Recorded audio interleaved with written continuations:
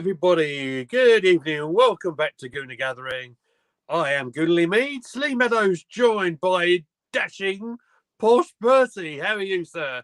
It's good to see you. Yes, I'm very good, thank you. Was it last week after Arsenal's loss against Newcastle? I wasn't feeling at all great, and I thought it was a bit miserable. But I see some of the results. I see Tottenham got absolutely humbled by Chelsea. We beat Sevilla in a dominant fashion. Man United lost to FC Copenhagen. Tottenham then lost again to Wolves. Liverpool then decided to lose a Europa League game. Very clever. I see what you've done there. Man City have dropped points as well. We beat Burnley. It's all coming up Millhouse a little bit, isn't it? I'm starting to feel better again. I'm feeling good. Fantastic. Good evening, Stacey. Good evening, everybody who is filing in and joining us this evening. Now, let's address the elephant in the room because I'm in full cannon chatter gear. I've even got my mug here ready to go. Oh, we were going to have Stephen Best join us this evening. Unfortunately, that's not worked out because he has had to go out and do some proper work. So we'll bring our old governor in another time. So fair enough. So we'll look forward to doing that. Old school gunner. Now, who's old school gunner then? I think he's Has he changed his name again? No, I think he's someone else actually. Oh, okay. Well, it's nice to see you there. Welcome in. Anyone new in, please make sure you're hitting the like button, hitting the subscribe button. We are here. If you don't know, we are a family-friendly stream. We keep it all nice and PG. And we're just here for a really good laugh, and we don't take each other that seriously. So hope you enjoy what we are doing. Before we get into talking about Arsenal against Burnley, I just want to bring up, obviously, it was Sir Bobby Charlton's funeral today up in Manchester. I just wanted to obviously acknowledge that. And he was a terrific servant for Manchester United. That's why we're here, All School Gunner. We'll get into it in just a second. But yeah, just pay our respects to Sir Bobby Charlton. Great man, great ambassador for the club. Fantastic player. I'm a little bit older than the posh one over there, so I do have quite a lot of memories of him playing. Especially there's a long range shot. If you remember the lightning seeds and doing the three lions on the shirt song, there's a bit where Bobby built in the ball, hitting the ball from such a distance. Wonderful goal. And you know, he's a guy is going to be really missed. See lots of big names. Sir Alex Ferguson was there today. Rooney, Schmeichel was up there. So just wanted to send our thoughts to obviously everyone at Manchester United and his friends, family, and all that sort of stuff.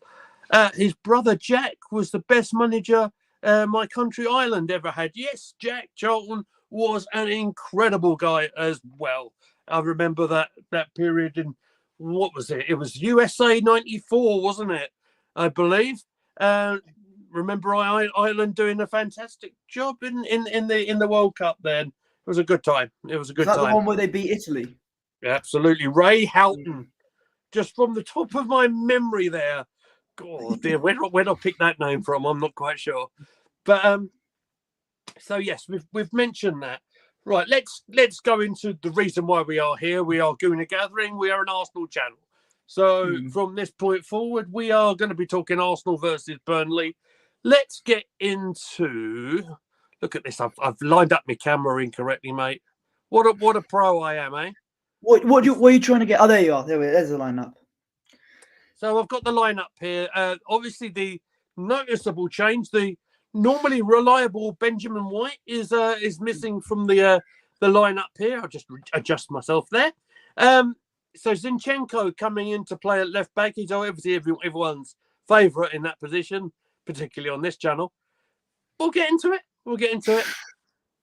So obviously we're lining up there in a sort of four at the back. Tomiyasu switching to right back. Thank you very much for that. Gabriel Saliba, Zinchenko, as we mentioned. Jorginho, captain again. Rice, PoshBertie's favourite, Havertz. Martinelli, Saka, and actually, PoshBertie's boy, his favourite, Trossard, was fantastic in this game, by the way. We'll get into that. I want to say our bench looked rather young. Now, I'm very old, PoshBertie. I can't even see it very well. Can you read the bench for me? Ramsdale, Kivior, Rule Walters, El Neni, Ibrahim, Nelson, Vieira, we'll probably talk about him in a minute, Sago Jr., and your boy, Eddie Nketiah. Yeah, big boost, obviously, having the main star boy back in the matchday squad. Obviously, he was carrying a knock. They're obviously easing him back. Obviously, it's got nothing to do with Trossard's technical ability, his movement, and everything like that. So, just want to make sure I can see everything that's going on there. Thank you very much. Right. So, your thoughts on Ben White missing, Tomiyasu moving over, Zinchenko coming in, and then we'll talk about the very young bench. Well, I was very surprised to see that Ben White... am I surprised, really? Because we've been getting injuries left, right and centre.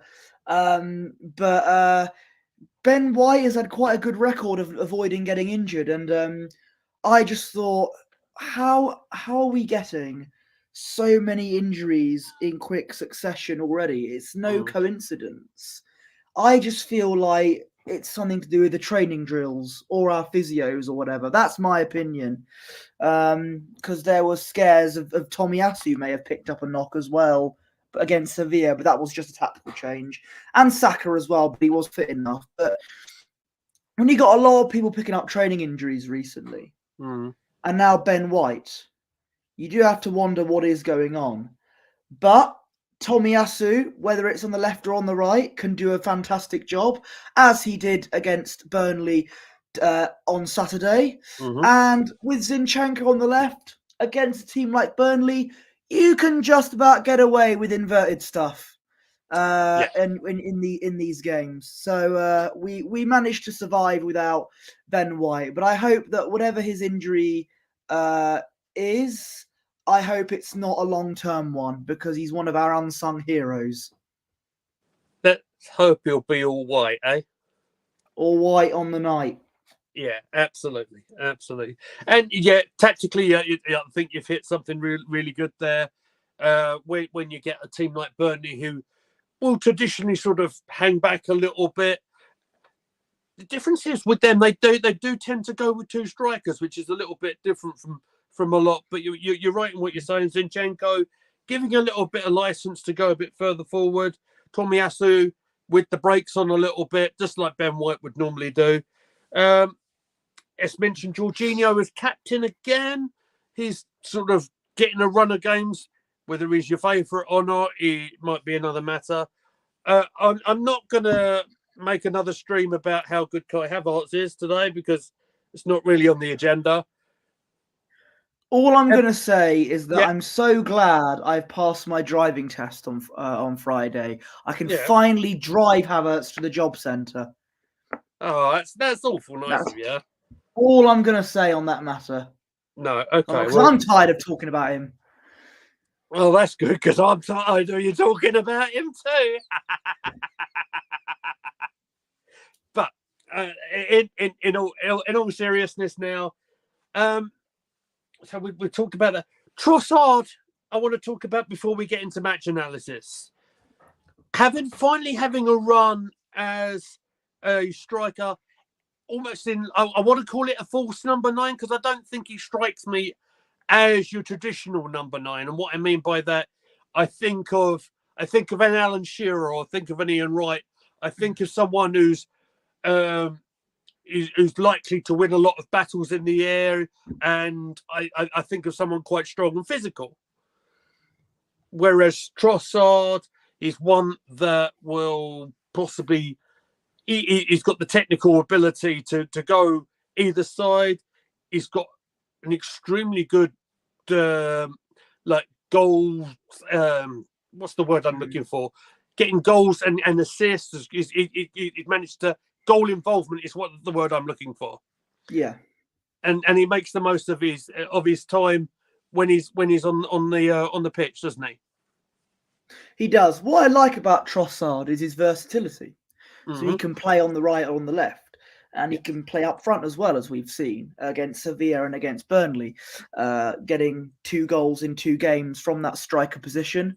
And yeah, I think I mentioned creativity when he's there. He brings a lot of that to the table. Usually, I think he is more of an impact player off the bench, but as he started in the last 2 games, he's actually done a good job as a starter, which is very good. And I thought it was a lovely header to get the first goal just before half time as well. Yeah, And yeah, I thought he had a very, very good game on Saturday. he did. He did. Right now, I'll be absolutely transparent with everybody. I have not seen a huge amount of the game that we're talking about, and it's funny, just as I was about to make a point here, Mile High Hotspur is right here. Welcome into the channel. You might not like what I'm about to say, all right? Because what I'm about to say was, and thank you for joining us as always. What are they, Posh? Very old bottles of Fentiman's Curiosity Cola that have been on my in my room for a few months now. I haven't thrown them away yet for some bizarre reason. But yeah, I used to have these as a gimmick for when Arsenal bottled a lead. Used to get the bottles out, and now that Mile High Hotspur are here, I see a title challenge is going very well. You know, No, I shouldn't really say that because once Madison and all them comes back, they'll start performing well again. But yeah, What I was about to say was that, with all transparency, I've not seen an awful lot of the Arsenal match. I've seen about the 5 minutes or so that Sky put up on YouTube. So, what I do want to say is, because of the result at Molineux, sorry, Mile High Hotspur, but the importance of obviously Wolves getting that result against Spurs, particularly the goals obviously in injury time as well. The longer the game stayed at 0-0, I felt the crowd were getting a little bit impatient and a little bit nervous. And I think that's why it was so important to get that opening goal. And it came in the first half right at the end. Do you understand what I mean? yeah. I mean, the crowd was getting a bit restless. I think a lot of people watching watching the game on a stream or whatever were probably getting a bit restless as well. Especially when a certain player who I'm sick and tired of mentioning missed a shot from 6 yards out. Who was that? Kel Surprise. He who shall not be named, number 29. And it's funny because we used to reserve that sort of thing for another player who wore number 34. It's the new Xhaka. And funnily enough, he's meant to be his replacement. But anyway, it was great that we got a goal just before half time. I think it made going into the second half a lot more easier for us to deal with. Obviously, we ended up Burnley ended up equalising. I beg your pardon. But again, but getting a goal before half time to put us 1-0 up. It is a very good thing, obviously, and it made the fans act a bit more calmer. Absolutely. I do realise I have got a couple of other notes which I haven't spoken about yet because I think I'm probably getting ahead of myself. But there's a surprise. I'm all over the place. How about that? So let's read the comment. My High Hotspur says, we were never going to win the league. Interesting that they say that, not us. But we're still up there. I'm not upset, at the least, I suppose you mean. Can't expect more from our recycled players. And do you know what? It's funny, isn't it? Spurs, I think we're probably both actually going to agree on this, that they have started very, very strong. And it's funny that over a period of like one game, basically, the game against Chelsea I'm referring to, that they only ended up finishing that game with 4 of the players that they started with. Obviously, the 2 red cards, so obviously suspensions, big injuries as well. Maddison, who I know Bertie is a massive fan of, he's terrific in his goals and his assists. The big centre half, Van de Ven. Van der Ven, that's the fella. I've got to say, that hamstring pull looked absolutely horrendous. So I genuinely hope the guy's all right, because it looked a shocking injury. But I think if those injuries didn't happen, Tottenham would have won those 2 games, and if that happened, they would have been. Would they have been like 2 points clear at the top or something by now? They would have been. They would have won against Wolves as well if they were if those injuries didn't happen. Okay, but they're not. I know. So I know you're not laughing, really, are you, mate? No. No, I don't. I'm not. I don't celebrate injuries, obviously. No, but, of course not. As an Arsenal fan, it's always reassuring to get our Tottenham back, and yeah, it's. I love the fact you deleted your tweet so quickly. I was worried that if I did that, we'd lose to Burnley, and I'd jinx it, and it would be all my fault. Like how when I ate pasta for dinner the day before the Euro 2020 final between England and Italy. It was my fault we lost. Was it? So I didn't want that to happen again. Okay. See. That makes sense. Anyway, we've started great, way above my expectations. No worries. Everyone else is breathing easier now that we're banged up. So enjoy it, my friends. Well, we'll see what happens as the weeks go by. Yeah, the league is a long old marathon. It's not a sprint, as you want to say. So let's see where we're all ending up in May, shall we?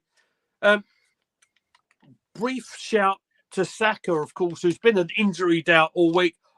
You want to get your bottles out as well, mate, because I bottled the fact that I put him on my substitutes bench for the FPL, and I put Sonny in as well. So you can blame me for Spurs losing to Wolves. Well, was that deliberate then? No, it might have been. But and may I say, I'm very pleased. I love Saka, but he needs a rest, and I'm very pleased he got substituted because he needs a bit of a rest, doesn't he? And hopefully he won't get a lot of game time for England because he needs a full-on rest. He needs to be wrapped up in cotton wool. Yeah. Okay. What I was going to mention with Saka is there was the first chance that I'd seen of the game where Saka managed to work a bit of space, managed to so the ball fell to Trossard, who had an effort and was saved by the keeper Trafford. Remember the England youth international who did ever so well last summer. One little bit of concern before our opening goal was Burnley, as they took almost like a very old school Burnley move. This was from a long goal kick. Somehow they managed to get themselves through on goal on this one, and Goodmanson forced a save from Raya. I thought it was quite concerning that they managed to get through us quite easily on that situation. Do you recall this? Yeah. I thought Raya did very well to make the save, and we shouldn't really be opening our defence like that. And if we ended up going 1-0 down, would it have been a different game? Probably. So I thought David Raya, I know he's been getting a lot of criticism from some Arsenal fans simply because he isn't Ramsdale, which is not right, really. He is who he is, to be fair, isn't he? I thought he did well to make a very good save. And I actually think overall, David Raya has been quite good in the goal for us. Do you know what? I should probably say something about that as well, because I do believe he may have called me out on something on another video, saying that during the West Ham game, I said something on the lines of Raya, he's not on the bench, tells you everything you need to know about that. I think we should clear up a little bit of a misunderstanding on here. And what I meant when I said that, you already know this because we spoke about that, is that I think Raya, whether the Arsenal fans, like it or not, and Mm. you know, I'm quite, you know, happy to accept this decision, and I understand why he's done it. He's brought in the other goalkeeper. He's brought Raya in for a reason. He obviously believes in him more, and I think he is actually the undisputed goalkeeper. He's the undisputed number one. When you said that, oh, he's not on the bench, that tells you all you need to know. I thought you were saying, well, he's clearly not good enough anymore. No, That's why not at all. he can't even make the bench. He's been dropped. That's what I thought you were saying. So No, not at all. that, Not at all. that I I can apologise understand for. the That was confusion. my false error, my error there. It's all right. It's not a problem. It's not a problem. But we are likely to see Ramsdale quite soon, though, I think, because I do believe we're playing Brentford coming up after the break. But we'll get into that another time. So I will say, yeah, I remember this might have been because of this might have only applied to the Carabao Cup game against Brentford, but that's right. Brentford agreed that David Raya will be allowed to play against them. But we ended up playing Ramsdale in that game instead. So right. I don't know if the Premier League rules are different, mate. Right, I was going to say, okay. Yeah, Premier League so we'll rules end up are playing different. Ramsdale Look in goal at against Brentford. Dean Henderson from on loan from Manchester United when he was at Forest, and he's not allowed to play. So it's the same. It's the same situation there, isn't it? So well, a big decision to make for the manager after the international break. But let's talk about the opening goal, shall we? It's probably we've gone on long enough to talk about that. We've gone into injury time here, so a minute added on, and it was a lovely move actually. Martinelli looking dangerous, like he does on the left hand side. Zinchenko supporting him, manages to get a lovely cross into the penalty area. Saka wins the header. Then how brave was Trossard to go in with a header to score, smacks his blimmin' arm against the post, looked like he'd done himself some real damage. Thankfully, he got up after a little bit of a delay, but that put us 1-0 up, and he now has the distinction, sir, of scoring the 1,000th goal at the Emirates Stadium. What an honour that was. Yes, Bukayo Saka winning a header. I'm sure he leapt as high as a kite, did Bukayo. And a good cross as well to get Trossard's head on it. It was a very nice goal. You do think, though, as much as I have ridiculed number 29, yes, he was up front. You know, he scored some headers from crosses when he was at Chelsea. So that could be a food for thought there. If he was up front, he could have probably scored that. But it was Trossard in the end. Although considering how number 29 likes to miss shots from 4 yards, 6 yards out, maybe not. But Trossard scored the goal in the end and put the ball in the back of the net. Lovely header. 1-0 just before half-time, which is what we desperately needed. We did. On your point there, do you know what?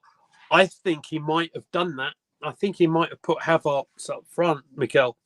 Had Odegaard not picked up his injury or had his nagging injuries, and obviously has managed to aggravate it, hence we've had to go with that midfield three of Jorginho, Rice and Havertz in there.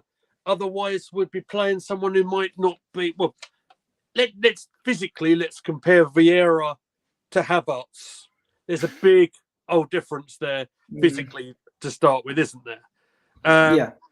And you're right. There was a chance in the Sevilla game. I remember very clearly in the first minute where Havertz was right up in that sort of position, winning a header. Yes, the header wasn't on target. Yeah, absolutely right to criticise him for doing that. But he got in them. If he wasn't getting in them sort of positions, I'd be more worried. You understand what I mean? The thing is, he's missing them though, and it's stressful to see. But look, I don't want to talk about him. I don't want to talk about number 29 now. It's just, you know, my thoughts on him. I do. Yeah, and I think we spoke before we went on air, so we don't don't really need to go over stuff because it gets boring after a while.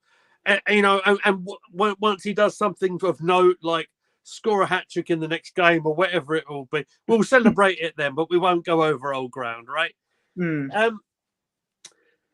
Now, second half, I don't think started particularly great for us. And Arsenal almost do Arsenal things.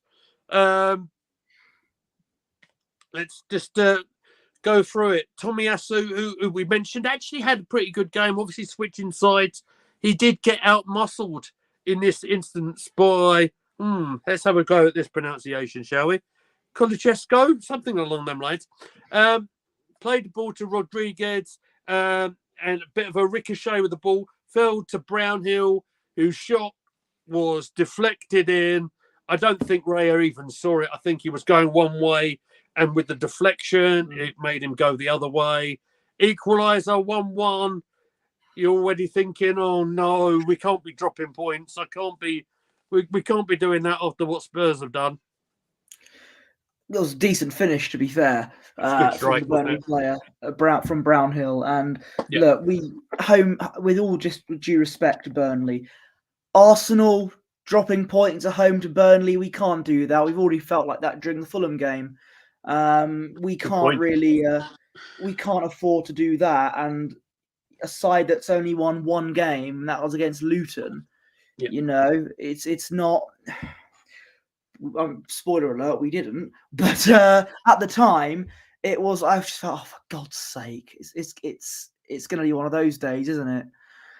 And you got, Jorginho and him in midfield. It's not. I don't know. It felt a bit, but then spirits were lifted up, as good teams do. We respond in quick succession. After only 3 more minutes. 57 minutes on the clock, and it was as simple as a set play as you could ask for. You wouldn't just a spoiler alert. You wouldn't expect us to win a game against Burnley through a couple of set plays, would you? It's not something you'd automatically put.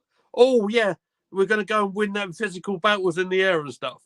But on this instance.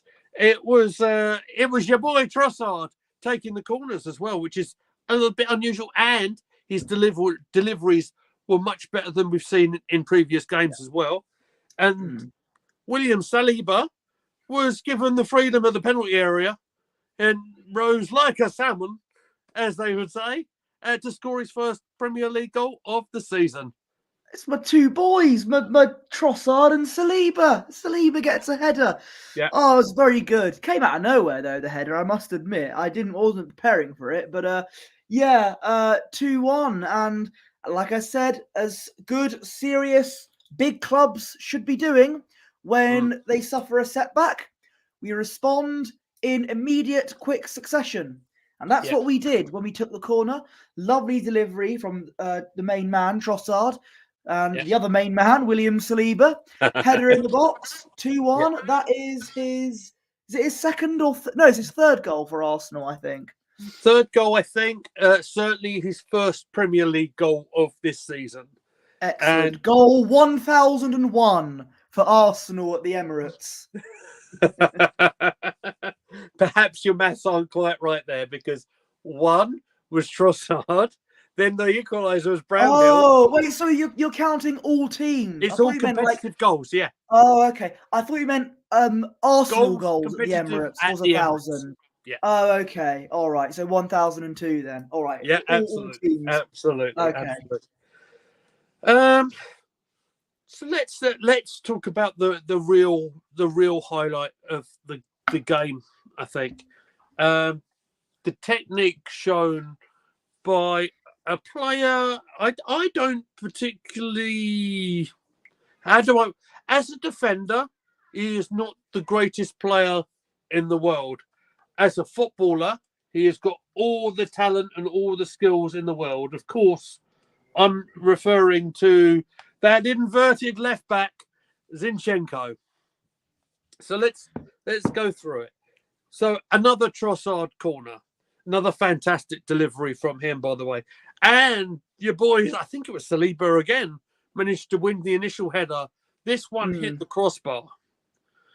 And the technique and the sheer ability to jump up in that sort of kung fu like kick, that scissor kick motion, I have rarely seen that on a football field.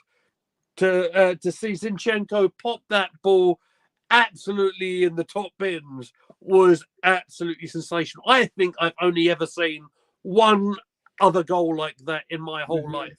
And it was the goal that I sent to you on WhatsApp. It was Paolo Di Canio for West Ham against Wimbledon, where Trevor Sinclair hit a pass from the right-hand side and he managed to somehow vault in the air, sort his feet out and managed to hit the ball into a top corner. Very similar sort of goal. What a strike from Zinchenko here. That is 100% goal of the month contender for the league for the month of November. And that could be a goal of the season contender as far as I'm concerned. Lovely scissors kick. Shades of Eric Cantona as well, apart from the fan. This one he actually hit the ball and not the fan at Crystal Palace. Yeah. This one he put the ball in. I remember that day so clearly. This time it was a player put the ball into the net. Oh my word! That was unbelievable. Look, I've been critical of Zinchenko and his. Look, going forward, Zinchenko's actually quite good. When it comes to defence, though, he likes to leave a lot of gaps on the left-hand side, where he likes to shimmy into midfield. That's why I always probably off Arteta telling him to do so. Yeah, I always prefer Tomiyasu at left back, even though he's a right back, because he actually assures me more. Because he's actually acting like a proper defender. Yeah. So I've been critical of Zinchenko for leaving a gap on the left-hand side, but today you got to give him his flowers. You got to say, that is a brilliant scissors kick, lovely skill and technique to use. Yeah. And we get a much-needed 2-goal cushion thanks to a lovely bit of skill there from Zinni. Yeah. Oh, goal of the month. That's all I'm going to say. Fantastic. Well, that was the end of the scoring. It was not the end of the incidents, I should say, of the game. Unfortunately, we have a dismissal to talk about, and it's not the first time I've said Vieira got sent off for Arsenal. I think it's the 9th time I've said that, but it's the first time that Fabio went. First time you've said this in a different decade. I think you've said it. Absolutely. In all seriousness here, it was not a very clever challenge at all. High boot going in on Brownhill. Any complaints on the red card, Posh? Do you know what? You could see it happening, really. It was clumsy from Fabio, and I'm very pleased that we were able to control the game still with 10 men. I mean, to be fair, we're used to playing games with 10 men with Havertz on the pitch. Stop it. No. Especially against PSV. But no. It was clumsy by Fabio Vieira, which means he'll miss the game against Brentford. And it's nowadays, it's quite rare we get red cards. Obviously, Tomiyasu got sent off against Palace. Yeah. But nowadays, it's quite a rare occasion for us to get players sent off, compared to the days when you had Xhaka doing it every game. And it's in 2021. Oh, good times, eh? We got red cards in every game. We were red card FC, weren't we, in those days? But absolutely. Back in those days, I wanted to get a red card so I can get suspended from watching Arsenal for that time. No, it was a clumsy challenge by Fabio Vieira. But thankfully, we managed to win a game with 10 men. So I would hope that the media call us brave and inspiring, that we managed to be real winners with a player sent off. Or does that just apply to Tottenham when they lose? I like what you did there. Tactically, I quite like what we did, because just to sort of see the game through. They brought Kivior on just to reinforce the defensive line a little bit. What did you make of Arteta after the match? So now make sure you ask me about VAR. Oh my word! I mean, Arteta now saying, "Oh, VAR was good today." Oh, I don't know. He drives me up the wall sometimes. But 1 minute he's saying, "Oh, it's a disgrace." Next minute he's saying, "Oh, I like it now." I don't. Just. Oh, I don't know. He drives me up the wall sometimes. It's like he's trying to make me test my patience with him. AFC Always is in the chat saying 29 that's played. Oh, 29. Oh, yeah. 29 Havertz. 29, 18 games in all competitions, scored 1 goal, and that goal was a penalty he probably wasn't going to take in the first place. I do not want to see him play for Arsenal Football Club ever again. He is trash. Well, as I said to you on Twitter, AFC Always, that's why I passed my driving test. I can now drive him to the job centre. So, yeah, he can join the... Thank you very much, AFC Always. No, he can join the unemployment line with Suella Braverman. Anyway, Havertz, he's not good enough, and he should. I would genuinely get rid of him in January. Well, look, do you know what I think we'll do? Let's put a pin on that one because I don't think at this stage there's any point in talking about transfers, only because the window ain't open. When we get into sort of the back end of December and into January, then we'll see what we can come up with there, and we'll maybe look at what options might be available. Spoiler alert: I don't think we're going to be very busy in January. I've said this already on record. I might be wrong, but if there was money in the bank, sorry about the wrestling pun, I didn't mean it. If there was money in the bank to get a proper deal done, I think they would have brought Raya in permanently. Then there wouldn't be an issue in terms of him playing or not against Brentford coming up. But we will see. We will see. As for AFC Always, I would suggest you put your complaints about Havertz to at Arsenal Football Club and see if they get a good reply on that one. Look, in all seriousness, I have seen moments. I'll address that in just a second. I have seen moments with Havertz. I've already said to Bertie, I don't really want to elaborate on ground that we've already covered on the channel. It gets boring. But I do agree that the stats don't lie, and they do spell disaster for Havertz in the January window, right? Yep. Did you hear that Ramsdale could go to Chelsea in January for 60 million? 60 million pounds. Yeah. Famous last words here, but I could see if Ramsdale's going to leave, I can see him doing it in the summer. Not in the mid-season. But I think we need to sell players like Cedric and El Neni, and yes, Nketiah as well, if we've got to try and make up some money to get a striker that we need in January. I know that the talk is about a new midfielder, but we need a striker to get us over the line, really. Sam Wilson says, evening to both of you. Mate. Good evening, Sam Wilson. Hopefully I will be joining him on his wrestling channel for War Games in 2 weeks, fingers crossed. And AFC Always says Zinchenko in that 8 role was outstanding. Yeah, I think he's a better midfielder than he is as a left back. And to bring up Sam Wilson, we are going to be doing a little pre-recorded stream tomorrow, just going over what's been going on the ladies' side of things. A couple of games we need to talk about, a cup game against Bristol City, and a rather extraordinary game. We'll get into it tomorrow against Leicester City. Question asked in the chat from AFC Always. Can you see 29 going out on loan in January? Heck no, I can't see it going out on loan. Unfortunately, I can't see him leaving at all in January, even though I would do so if I was the manager. Yeah. If I was manager, I wouldn't have signed him in the first place. But Really? You've never mentioned this in the past. I think, but I think again, you know my thoughts. You know I've run out of words. I know. Posh made me laugh on Twitter the other day when he retweeted a tweet saying Havertz is getting worse. Also, it seems to me he's trying not to score on purpose.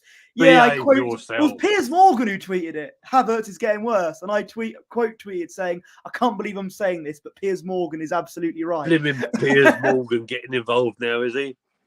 Yeah, it's We're lucky if we get £20 million for 29. I 2 like. million. So I see a trend going on here. I see what's going on here, chat. I see we're referring in the same light as Xhaka on our previous lives. Therefore, he's a perfect replacement for him.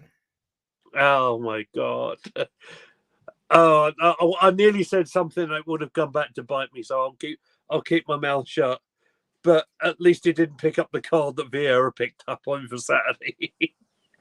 No, he almost did against Newcastle. He was lucky, but yeah. Well, that's the thing up for debate as well, wasn't it? I mean, that's pretty much all we have to say about Burnley and Arsenal, by the way. So we'll sort of let the chat go on as it will.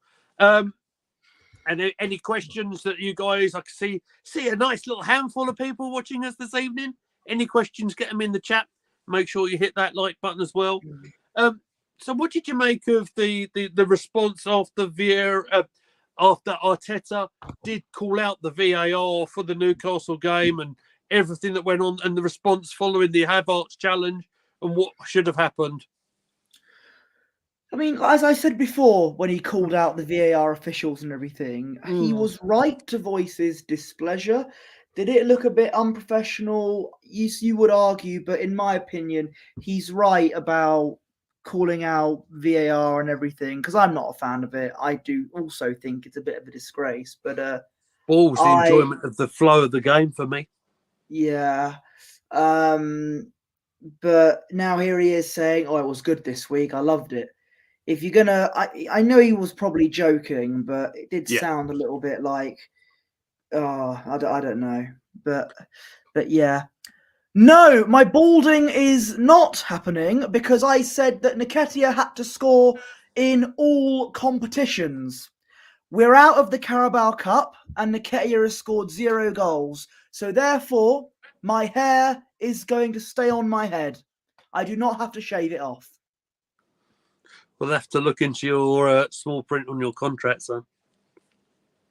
Let me have a look at what I said. Booze in the chat. Booze in the chat. All right, let's keep the conversation going because I don't think there's much chance of Posh losing his hair, unfortunately. Let's take the chat to a player that we've given lots of praise on this channel and on this stream for the most part. Let's talk about Tomiyasu getting the Arsenal Player of the Month for this month. What did you make of that call? That's well deserved from a player who, in our other life, let's just wear the badge. There it is. In our other life, we our good friend Stephen would have called him 2-game Tommy because he couldn't seem to get the games in consecutive game time because he kept on picking up injuries. I think he has been absolutely fantastic this season for the most part, and it's well deserved. Well, it's not 2-game Tommy, it's terrific Tommy because he's done very well when he's been getting regular game time, and it's well deserved him getting Player of the Month. As I've always said, I feel more reassured with him at left back than Zinchenko, and he's not even left back, he's a right back, but he plays like an actual defender, doesn't drift into midfield sometimes anyway. I mentioned against Sevilla when we took him off, Zinchenko did all right, but we looked a bit more average. But yeah, Tomiyasu, well deserved, really. Can't complain. He's been very good for us. I think overall as well, he's definitely been a very, something I will have to praise Edu for. Proper defender. Because he found a hidden gem. Mm. Yeah, I Not totally often he agree. does that, but he found a hidden gem. And when we get into a position where Timber gets back fit as well, we're going to have some interesting options on in the fullback positions, I think.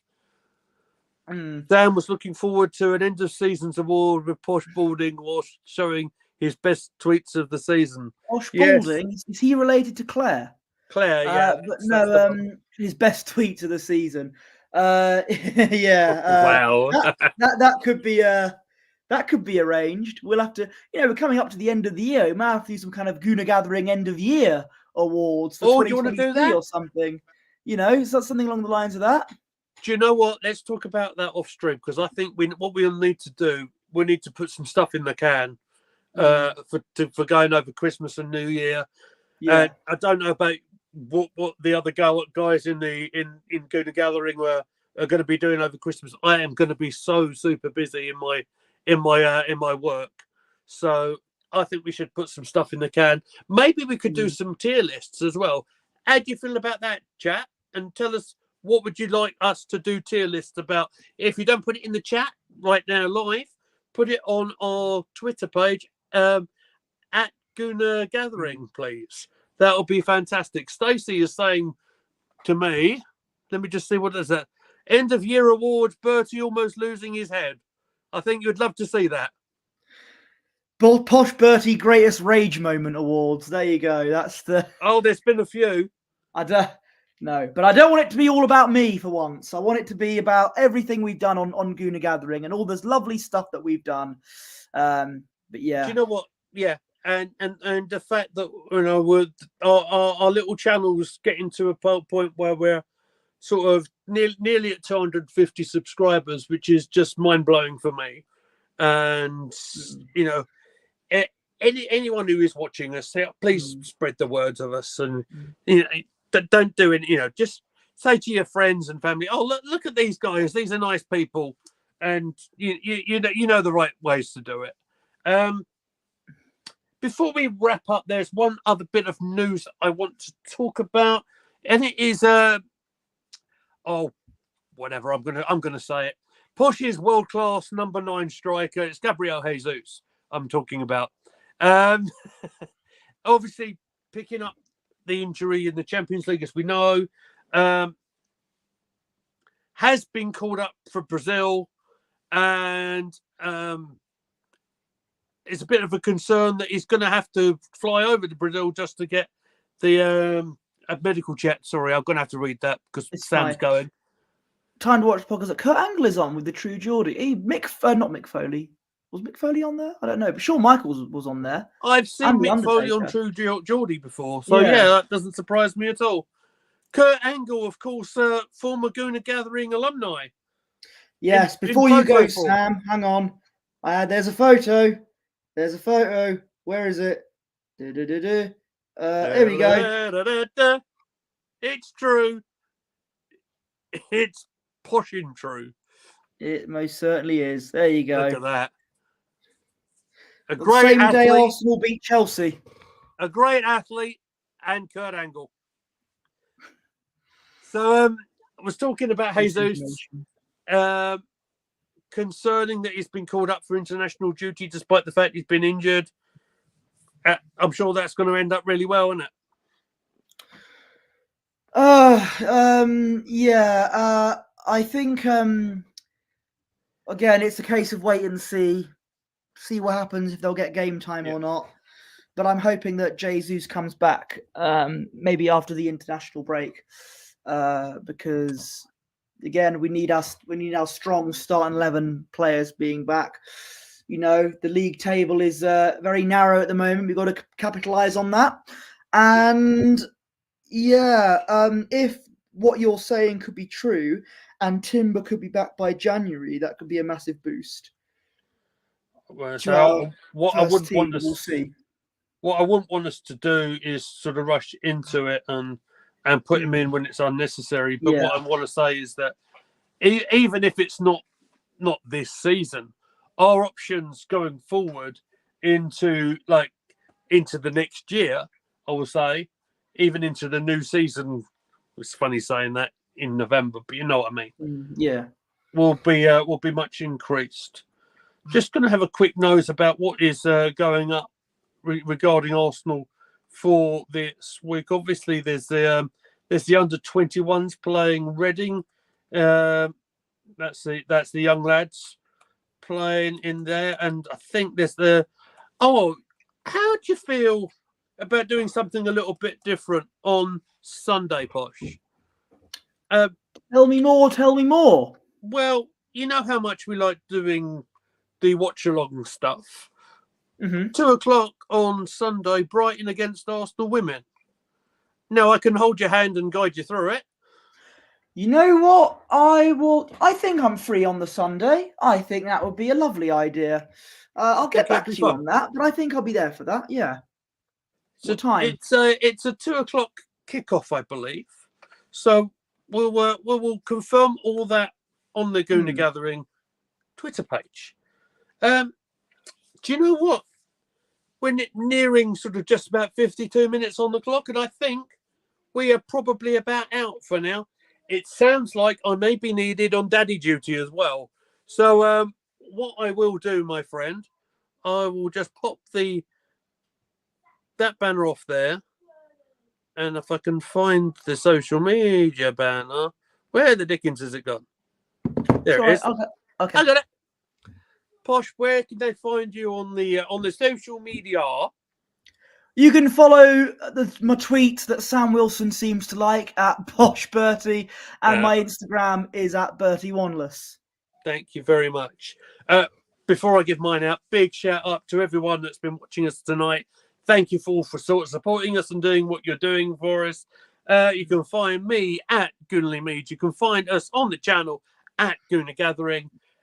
You'll find us on a pre-recorded stream that me and Sam are going to do tomorrow, which will probably go out around about the same time. Let's call it consistency. So we'll put it out on probably at 7:00 tomorrow evening. And in relation to everything else, keep your eyes on our Twitter and we'll let you know what else we'll be doing. So until then, take care of yourselves all. Enjoy the rest of your week and keep chatting.